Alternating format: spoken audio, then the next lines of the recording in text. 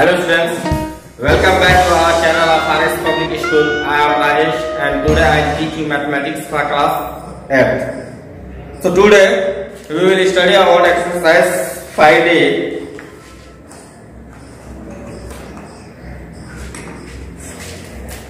It's a part of this is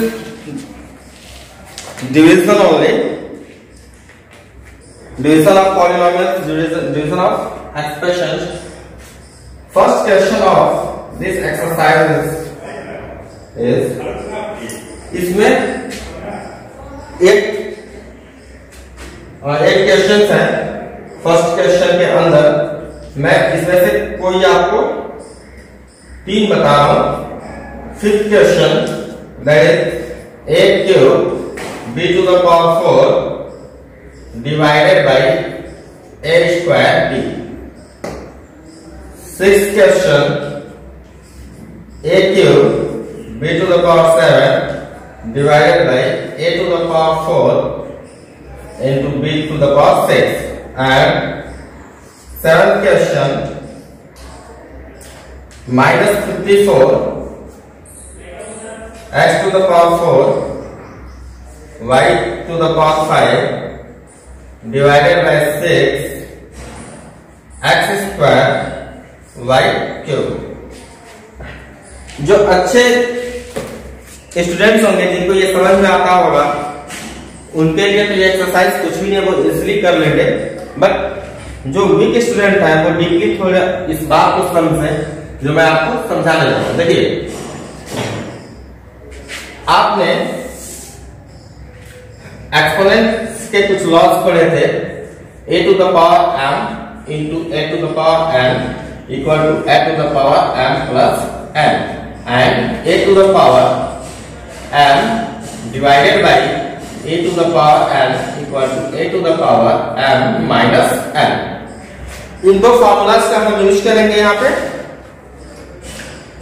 देखिए यहां पर क्या करना है, a का power 3 divided by a square. Second formula तो यहां पे क्या हो जाएगा, a का power 3 minus 2 into similarly b to the power 4 divided by b, that will be b to the power 4 minus b का पावर कुछ भी नहीं है, that means 1 है, तो यहाँ पे माइनस 1 कर देंगे. अब यहाँ पे आपका आंसर आएगा a to the power 3 minus 2 will be 1 and no need to write it. इसे लिखने की जरूरत नहीं है. a b to the power 4 minus 1 is 3 and this one is your answer a b cube. Similarly in this question what I will do, a to the power 3 divided by a to the power 4, that means a to the power 3 minus 4, and b to the power 7 divided by b to the power 6, that means b to the power 7 minus 6. So what you will get here, you will get a to the power minus 1 and b to the power 1, and आपको पता है 1 लिखने की जरूरत नहीं है. अब देखिए आप इसे ऐसे लिख सकते हो, दैट इज करेक्ट आंसर. और अगर इसे आप माइनस एक्सपोनेंट के साथ नहीं लिखना चाहते हो तो अगर एक्सपोनेंट माइनस होता है तो हम क्या करते हैं, बेस का रेसिप्रोकल लिख लेते हैं. a का रेसिप्रोकल 1/a इंटू b हो गया, या ये b का 1 में मल्टीप्लाई कर देंगे तो b रहेगा, b अपॉन a आ जाएगा. ये आंसर, या फिर आप इसको भी आंसर लिख सकते हो. Okay. Similarly in this question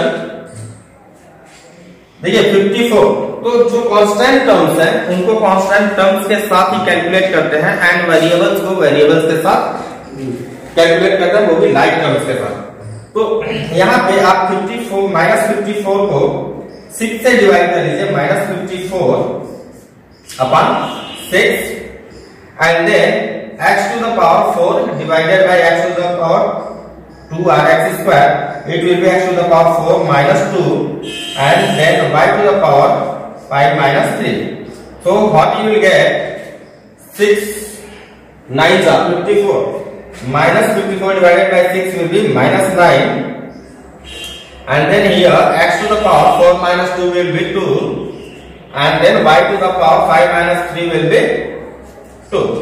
So this is your final answer for this question. Okay, I hope आपको अच्छे से समझ में आ रहा होगा। आइए सेकेंड क्वेश्चन देखते हैं इसका। सेकेंड क्वेश्चन भी इजी है, डिवाइड क्वेश्चन सेकेंड का first part, divide 8x plus 4 by 2 and एक मैं 7 इसका बता दे रहा हूं आपको, बाकी आप खुद से ट्राई करोगे। देखिए मैं बार बार आपको समझाता हूं कि you have to practise the things what you are learning here. जो कुछ भी हम यहां सिखा रहे हैं उसको आप प्रैक्टिस करिए। अगर आप प्रैक्टिस नहीं करेंगे तो हमारा सारा वीडियो बनाना बेकार है। ये केवल उसी केस में सक्सेसफुल कहा जाएगा जब आप इसका लाभ उठाएंगे। ठीक है, डिवाइड करना है 8x plus 4 को 2 से। दैट मीन्स व्हाट, अगर हम इसको मैथमेटिकली राइट है तो 8x plus 4 by 2 ऐसे कर सकते हैं। दैट मीन्स 8x 2 से डिवाइड हुआ है प्लस 4 भी 2 से डिवाइड हुआ है। एंड आप क्या करोगे, कांस्टेंट टर्म को कांस्टेंट के साथ कैलकुलेट करते हो, वेरिएबल को वेरिएबल के साथ, वो भी उसके लाइक टर्म के साथ। तो यहाँ पे 8 और 2 मतलब 2 का डिवीजन किसमें करेंगे, 8 को डिवाइड करेंगे 2 से, 2 4 सा 8 एंड देन x है तो x प्लस ये 2 2 सा 4, तो 4x plus 2 will be your answer. Similarly, यहाँ पर 5c square minus c upon c, that means 5c square upon c minus c upon c. So what you will get now, 5c square upon c। अभी मैंने आपको बताया कि constant को constant के साथ कैलकुलेट करते हैं, वेरिएबल्स को वेरिएबल्स के साथ। तो आप c स्क्वायर को c से डिवाइड करोगे तो क्या होगा, c to the power 2 minus 1, that is c only। so आप यहाँ पे 5c पाओगे, माइनस c को c से डिवाइड करोगे। किसी भी नंबर को उसी नंबर से जब डिवाइड करते हैं तो हमेशा 1 आता है, तो यहाँ पे 1 हो जाएगा। तो your answer is 5c minus 1। इसी तरह से सारे क्वेश्चंस करिए। We are here to clear your all doubts। आपके डाउट्स को क्लियर करने के लिए हम लोग हैं। आप क्वेश्चन अराइज करिए and we will satisfy you by the true solution of that particular question, whatever you will ask। Last,